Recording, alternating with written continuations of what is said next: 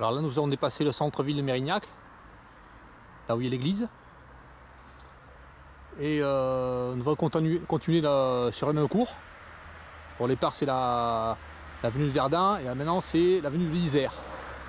Enfin, après, c'est l'avenue de l'Isère, et ensuite, quelques centaines de mètres après avoir traversé le centre-ville, nous avons tourné sur une rue, un rond-point à gauche.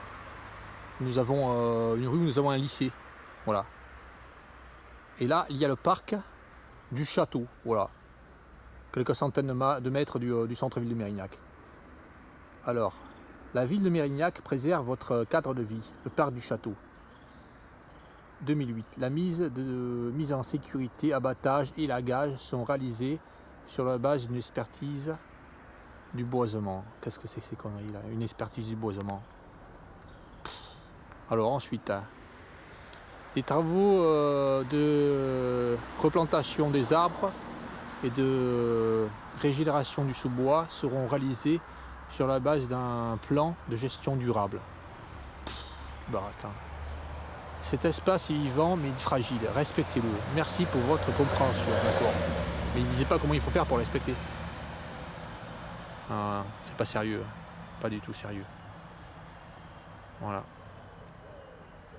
Alors il donne un numéro vert. Renseignements techniques dans l'environnement, numéro vert. Mérignac.com. Il y a plein de trucs comme ça. Voilà, numéro vert. Ici, là. Voilà. Voilà, 50 mètres plus loin, nous allons tourner sur la gauche. Nous étions sur la petite route là. Le petit chemin là. Gravier. Grave. Là, une clairière là. Là, il y a des petits chemins entre les bois. Et là, un arbre qui a été coupé. On va y voir comment il a été coupé. Bah, il a été coupé bien ras. Ici, les petites routes herbicide. Qu'on les dit récemment, puisqu'on voit que c'est en périphérie là. Voilà, je sais pas ce qu'il y avait comme espèce de herbicide là ici. Je sais pas non plus ce que c'était comme arbre. Bon, l'arbre a été coupé bien ras, en ne respectant pas du tout les règles élémentaires pour que la forêt justement soit vivante. Voilà. Si un arbre était dangereux, on peut le couper si c'est un endroit très fréquenté. Mais avant tout, faut pas le couper comme ça à ras. Là on voit que c'est à ras, là c'est 20 cm de hauteur. Hein. J'aurais pu laisser une hauteur bien plus importante pour permettre justement aux herbicides de continuer de se nourrir. Voilà. Puis même j'aurais pu très bien laisser le tronc ici là. Un tronc là, c'est très bien, ça fait un banc. Enfin, c'est pas que ça fait un banc. Enfin, faut pas que ça fasse les gens viennent s'asseoir quand il y a des insectes. En général, le soir ils viennent pas à 21h. Là c'est désert là. C'est désert, complètement désert. Au moment où les insectes sont sortis, les gens ne viennent pas trop dans les parcs comme ça. Voilà. Allez. Ah, il commence à faire nuit là. 21h16, il va faire nuit. Bientôt. Voilà. Bon là encore, nous avons fait à peine 50 mètres. Hein. Là j'ai tourné sur la droite, sur le chemin où nous étions. Et là nous tombons sur une espèce de clairière encore. Bon, c'est assez consternant. Bon, ils ont fait des bancs.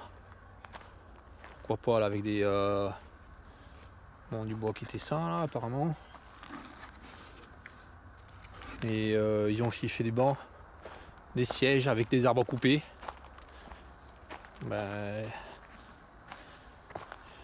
Qui étaient contaminés, qui contenaient des larves peut-être. En tout cas un arbre comme ça, faut pas le couper, hein, voilà. Et là, ils ont fait des espèces de sculptures autour. Bon, pourquoi pas faire des sculptures comme ça.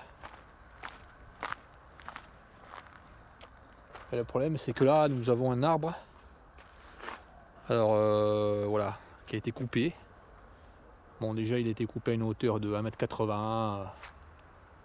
Ouais, 1m85 à peu près là. Voilà. Non, 1m80 là. Et cet arbre, on voit qu'il a été taillé là. Une espèce de taille là pour faire quelque chose de beau, d'artistique. Mais ça c'est un mépris total de la nature. Puisque dans cet arbre, on voit qu'il y avait des galeries. D'énormes, mais vraiment énormes. Cerambycidés ou Lucanidés même, Lucanus cervus.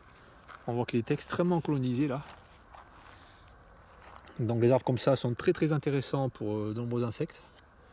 Bon, d'une part pour le grand capricorne et le Lucanus cervus, le Lucanus cerf-volant, qui se nourrissent sur cet arbre là. Et aussi pour une multitude d'insectes qui viennent secondairement ensuite dans ce bois là. On voit d'autres insectes qui ont fait des petits trous là. Voilà, donc c'est dommage. Très très très dommage. Donc là ils ont s'amusé avec cet arbre là. Un arbre qui est interdit de couper normalement. Voilà, ils sont amusés. Je sais pas quelles sont les conséquences du façonnage avec une tronçonneuse là. Alors une tronçonneuse ça fait énormément de bruit, ça fait vibrer le bois. Je me demande si ça ne peut pas tuer des larves. Des larves qui sont fragiles, je pense que ça peut vraiment leur faire du mal. Voilà, on voit que ça a été coupé là, en gros il y avait des galeries là. Des énormes galeries. Voilà. D'insectes très très probablement protégés. Là on voit où c'était coupé là. Dans la section on voit qu'il y a des très gros trous.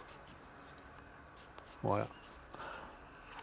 Et en bordure, hein, donc voilà. Et en plus cet arbre, bon, s'il était mort sur une partie,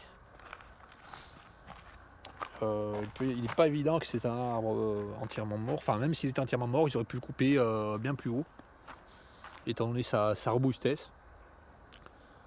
Voilà, ils auraient pu le couper plus haut, beaucoup plus haut. Et puis ne pas faire de sculpture comme ça. Ne pas faire de sculpture avec un arbre colonisé par un insecte protégé. C'est vraiment stupide. Même c'est illégal, c'est évident que c'est illégal. Voilà.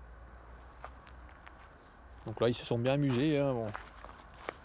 Moi j'aime bien avec des arbres qui sont sains, qu'on fasse des sculptures comme ça. Là, c'est bon, pourquoi pas faire des bancs.